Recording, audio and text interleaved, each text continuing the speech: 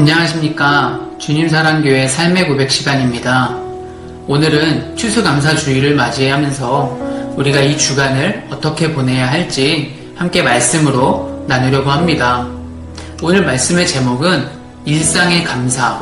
오늘 함께 보실 말씀은 출애굽기 16장 31절부터 36절까지의 말씀입니다. 교회의 예배에서 그리고 신앙생활에서 감사라는 단어를 참 많이 사용합니다.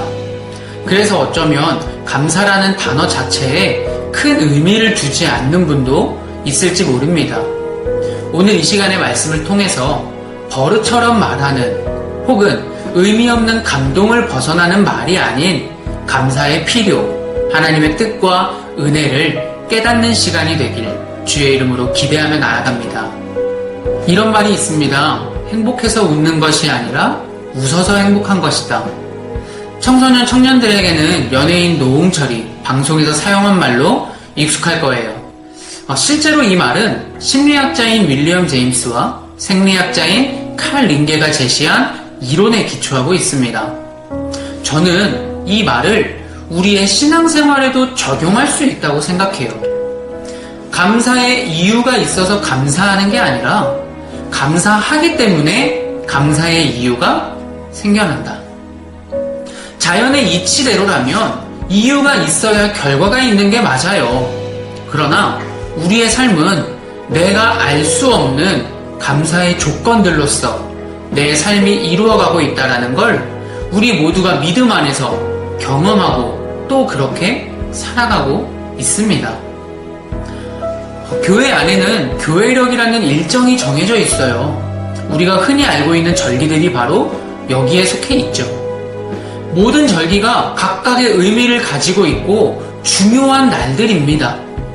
그러나 때때로 어떤 사람들은 특별한 하루의 절기만을 기억하고 감사절의 경우는 가볍게 생각하기도 하는 경우가 있어요.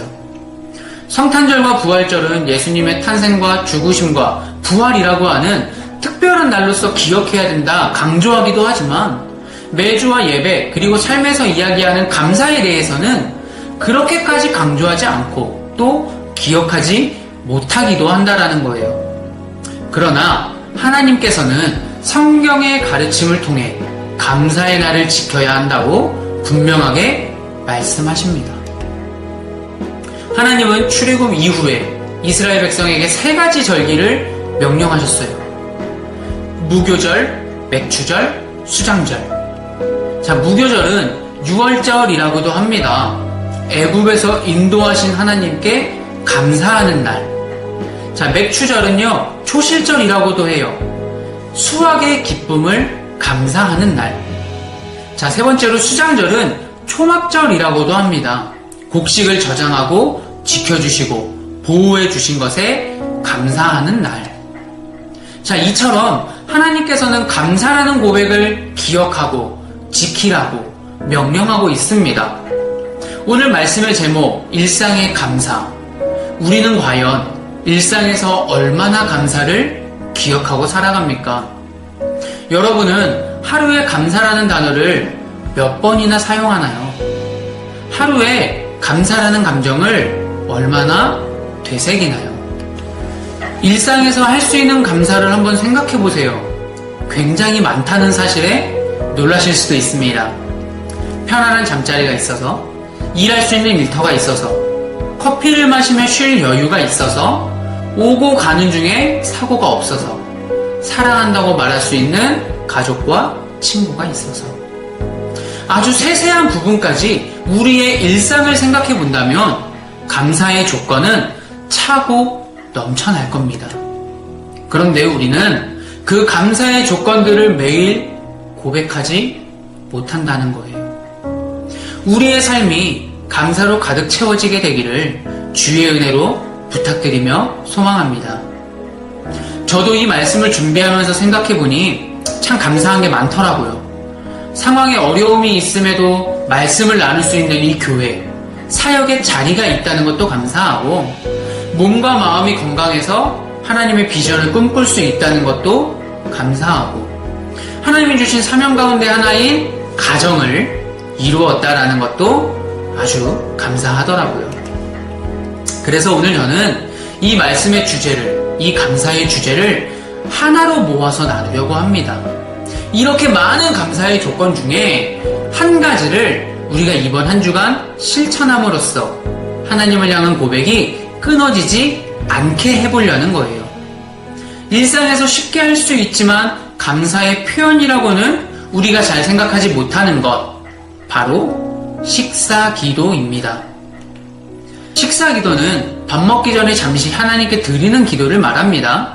공적으로 다수의 사람들과도 하긴 하지만 대부분 소수의 사람과 혹은 나 혼자의 식사 시간에 우리가 이 기도를 하게 돼요. 사실 세상의 사람들은 이 식사 기도를 이해하지 못할 수도 있습니다. 아니, 내가 일해서 내가 번 돈으로 사 먹는데 왜 하나님께 감사해? 내가 차려 먹은 거고 부모님이 차려주신 건데 왜 하나님께 감사해? 라고 말하는 걸 저도 들은 경험이 있었습니다. 자, 그래서 우리는 이 식사 기도를 감사의 표현이라고 생각하지 못하고 자주 잊어버리거나 아예 하지 않는 경우도 생겨나게 돼요. 오늘 본문의 말씀 출애굽기 16장 32절에는요, 하나님의 사역, 이스라엘 백성들을 먹이신 하나님의 능력이 기록되어 있습니다.